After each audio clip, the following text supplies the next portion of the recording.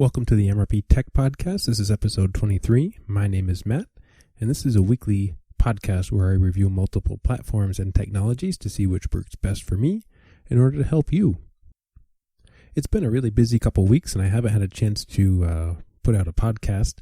I got busy with some work-related things, but I'm back this week, and the last couple episodes have been focused on security and privacy, and they've been pretty heavy-hearted things if you've happened to have been following the last few podcasts.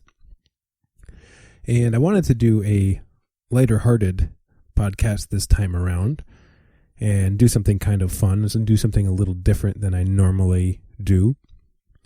And the idea for this podcast came about a few days ago when I had the opportunity to see the International Space Station fly overhead. Now, this happens every so often where I live, and I usually don't make a big deal about it. But what I like to do every so often when it's high in the sky and it's at a good time to go out and view it, I always like to do that once in a while just to kind of put a perspective on everything here down on Earth. So what I wanted to do today is I wanted to do an episode about the International Space Station because I think it's one of the most important projects that mankind has ever thought of, dreamed of, and achieved. So many people know about the International Space Station, that it is flying in low Earth orbit, but a lot of people don't understand the details and how much work actually went into building the space station. First of all, it is a manned space station, and there are many people out there who may not even realize that. And the space station isn't the first space station. In fact, there was at least 7 other space stations before the International Space Station came about. And the space station itself was launched originally in 1998. And the U.S. and Russia were the first 2 countries to launch the first chambers of the space station itself.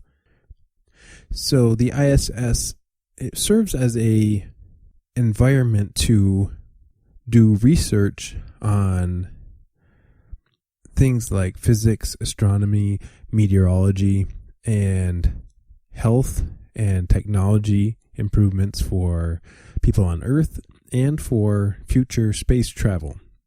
It is usually about 280 miles high from the surface of the Earth, and it travels about 17,000 miles an hour.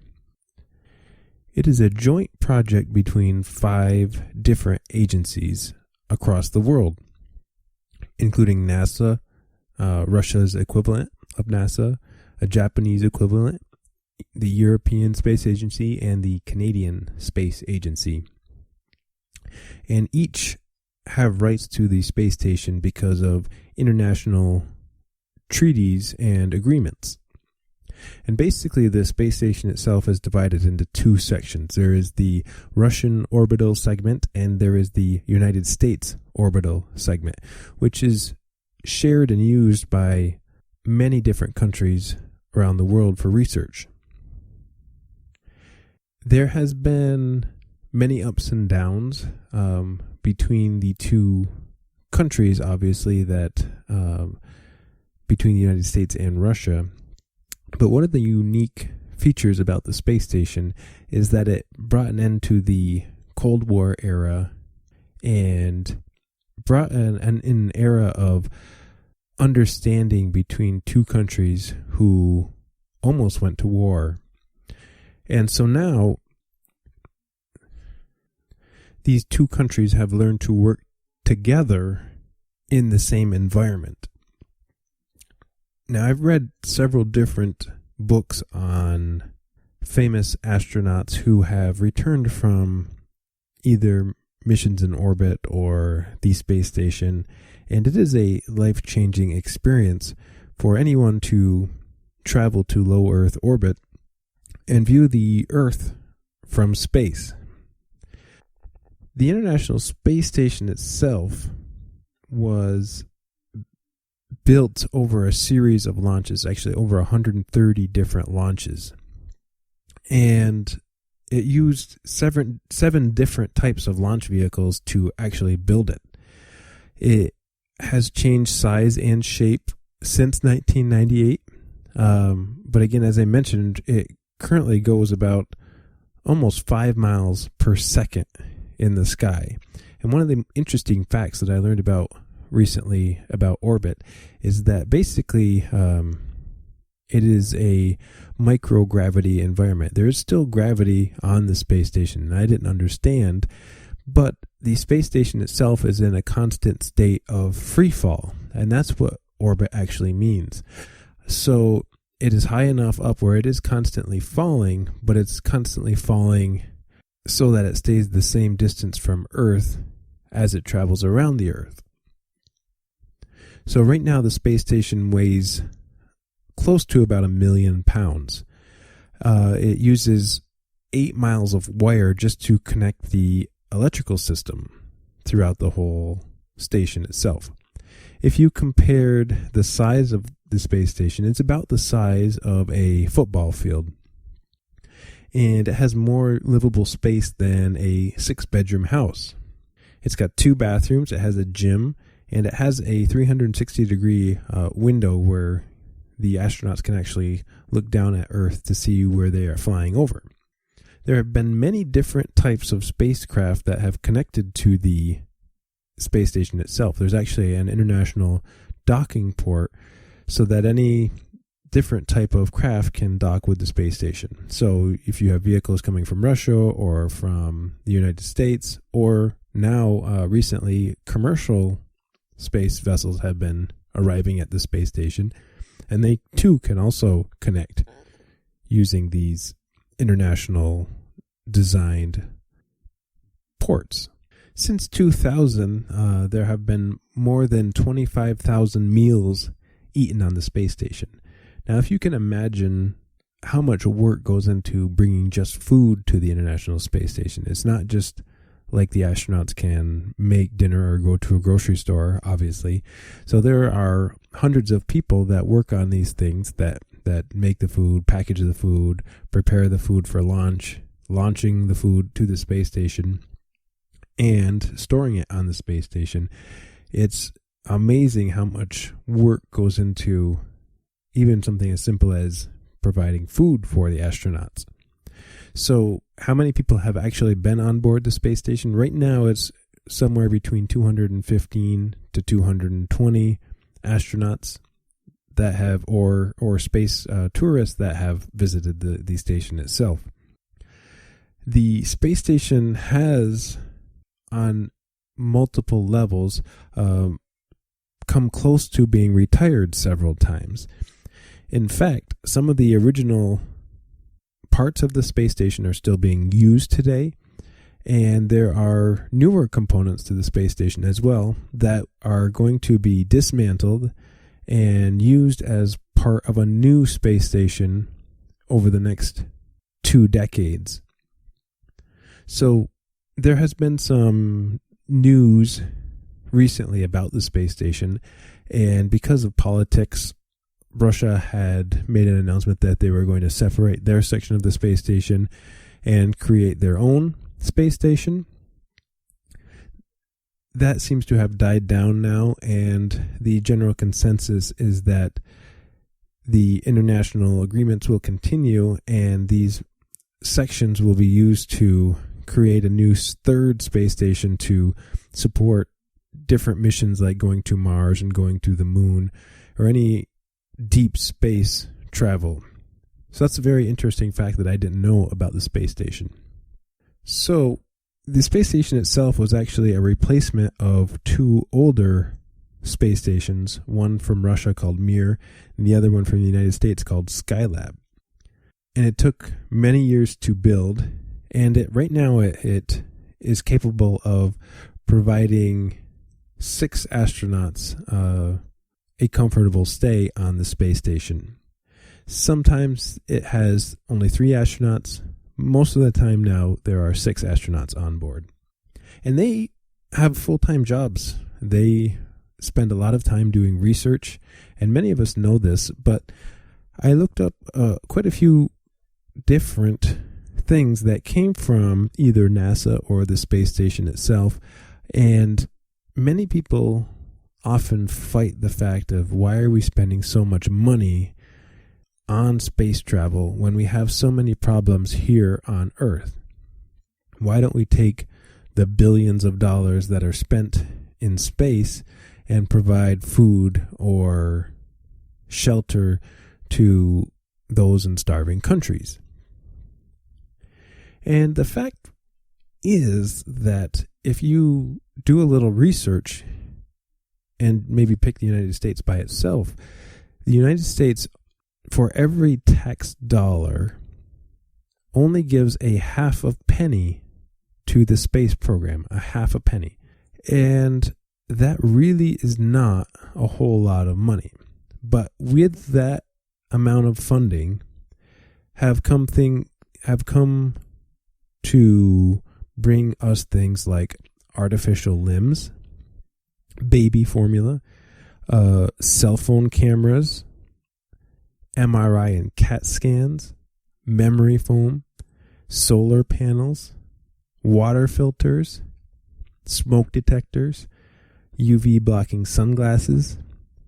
The list goes on and on of all the things that have been developed for space travel and returned down to Earth to help mankind. So yes, the excuse could be made that we should be spending that money to help save lives and provide food and shelter for those who don't have it.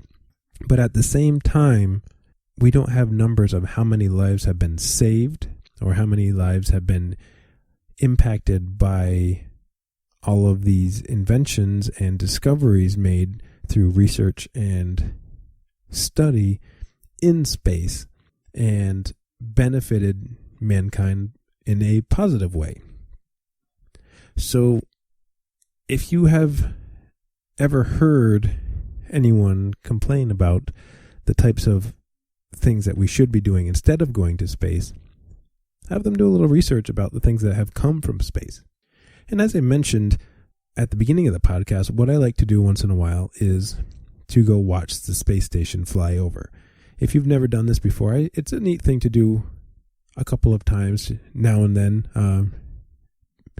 And how you do it is it's actually really easy. You can, if you have a smartphone, you can download a ISS Spotter app.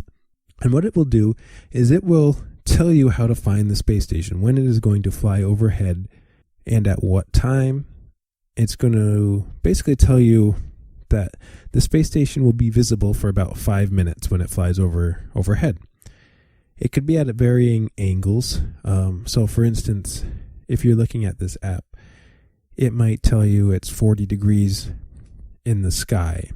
And the general rule of thumb is that if you hold your arm straight out from you and you look at your fist from the horizon to the top of your fist is about 10 degrees. So if it says it's at 40 degrees, you're going to need to do 4 fist lengths up in the sky to show you where the space station will be. So these apps will tell you the area that the space station will be in. Usually they point in the direction that the space station will be coming from and where it's going to. It will also show you things like the degree that you need to look up, somewhere between 0 and 90 degrees. Sometimes they give you the magnitude. That's how bright the space station will be, because the solar panels in the space station will reflect the sunlight. The best time to see it is usually a few hours after sunset and a few hours before sunrise. You can't see it during the daytime because the sky is too bright, and you also can't see it during the middle of the night because of Earth's shadow blocks the sun from the solar panels. So the best time is just after sunset and just before sunrise. And it also has to be passing over the area that you live in. And it's a pretty neat thing to watch, because when you're looking at a map, For instance, the other night I was standing out with some friends watching the space station fly over, and probably a good 5 minutes before the space station flew overhead, it was still over the Pacific Ocean. And I had to say, this thing travels at 17,000 miles an hour, so it's not going to take very long for it to come overhead. So it's fun to kind of keep track where it is and see it fly overhead. If you've never done it before, I certainly recommend that you find an app and try to catch it at least once. Beyond that, there are people who go beyond just looking for the space station, but there are people that actually can contact the space station. If you ever know of anybody who is interested in ham radio or handheld radio, amateur radio enthusiasts, they also are known as hams, they can actually make contact with the space station using radio signals. And usually if you catch the space station at the right time, usually it's probably going to be before the astronauts start their workday or after their workday is over with, when they have some downtime. The astronauts will actually monitor handheld radio signals, and sometimes they will actually respond back down to your radio calls. Now, there is websites available where you can find the radio frequencies that the space station uses. There are different ones for the Russian or US or European call signs for the space station. So you can actually contact different sections of the space station. And you need to have a handheld amateur radio license in order to do this. That doesn't really mean a whole lot, but you could actually hear from somebody in the space station. So as you're looking up, realizing that between 3 and 6 humans are flying 248 miles above you, you can actually communicate with them, which is kind of neat because they are the 6 lucky chosen ones who get to be the only humans in orbit right now. So as far as the space station goes, viewing or contacting the space station is always fun because there's all sorts of activity going on the space station. Some of the most recent activity was actually, for the first time ever, an inflatable habitat was launched to the space station, and this is called the BEAM, or the Bigelow Expandable Activity Module. And what this is this is the future of space habitats. They are testing inflatable habitats so that more space stations can be built, some for commercial and private use, some for space tourism. And if they find that this is viable and that it is usable, then they can launch more inflatable habitats to space, connect them together, and create these space habitats for anyone willing to pay for the space travel itself. Right now, there is only one on the International Space Station, but because there are all these different modules to the space station, they can add sections to the space station. They can move parts of the space station around to different areas, and there are constantly resupply missions being launched to the space station, bringing food and water and supplies. And just recently, for the first time ever, there was actually 2 launches within 1 week that went to the space station between 2 different companies providing services for the space station itself. So that's a pretty big deal for all these astronauts who constantly are doing experiments. They are also taking care of the space station itself. Anytime that there needs to be repairs, they do spacewalks. And now they have more and more traffic coming to the space station as time goes on. So eventually there's going to have to be an expansion of duties and expansion of more things that happen in space. So what will that lead to? Well, my thoughts are more space stations and also deep space missions. So looking at these tasks being done on the ISS, I wanted to look and see if there are plans for any other space station. Now, right now, there is also a small space station in orbit, put in orbit by China. And this space station is called the Tiangong 1. And it is just basically a one-section capsule, nothing in size to the space station, International Space Station itself. But there are many actual planned space stations at this point. As I mentioned earlier, the beam inflatable space habitat, that is being tested and eventually will lead to something called the Space Station Complex Alpha and Space Station Complex Bravo. Those are privately owned inflatable space stations.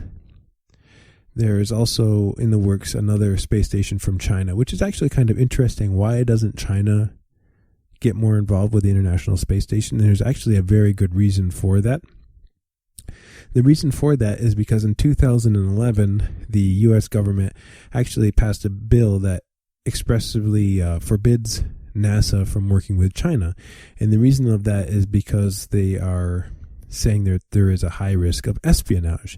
In the news lately, we always hear of the latest hacks coming from China and how they are hacking government servers and government computers and constantly causing issues. And I'm sure it goes both ways. I'm sure both governments are in the business of getting more and more information. But it is actually a policy that the U.S.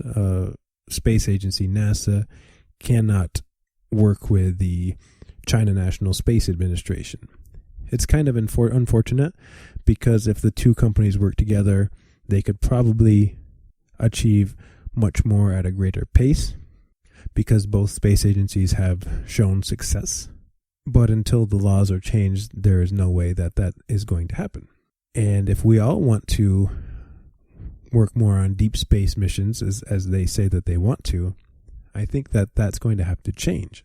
For instance, China recently landed a telescope on the moon, and they want to build a colony on the moon.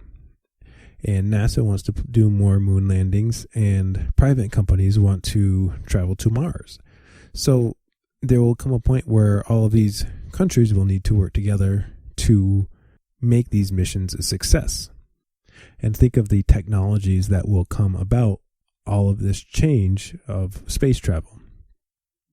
What else will come our way because of all these innovations in space travel? So this whole time we're talking about the International Space Station, and we sort of want to dream 10, 20, or 30 years into the future on what that will bring us. This past month I've been reading a book that deals with the space station through most of it in a science fiction way, but it's not in a crazy science fiction way. It's sort of just a few years in the future, and that book is called Seven Eves. It's a Neil Stephenson book, and I found it really fascinating on some of the ideas of this book that were brought up. And I'm not going to give into too many details, but I do recommend if you are interested in the space station or science fiction in general, that this is a good book to read because it heavily deals with the space station itself. And I'm not going to go into any more details than that because I don't want to give any spoilers away. I believe that there's actually going to be a Seven Eves movie coming out in the next few years as well, so that would be interesting to check out. So with that brief sort of discussion about the International Space Station, did you find any of those facts interesting? Did you find anything that surprised you or caught you off guard? Is there anything you disagree with me about? If there is, send me an email. It's mrptechreviews@gmail.com. You can also check out my Facebook page. It's facebook.com/mrptechreviews. And I hope you enjoyed this side trek into the International Space Station. next week I'll be back to a different topic, and I tend to jump around a little bit, and that's okay. That's what this is all about, is talking about technologies that I find interesting, and I hope you found it interesting too. And that's going to be it for this time, and we'll see you next time.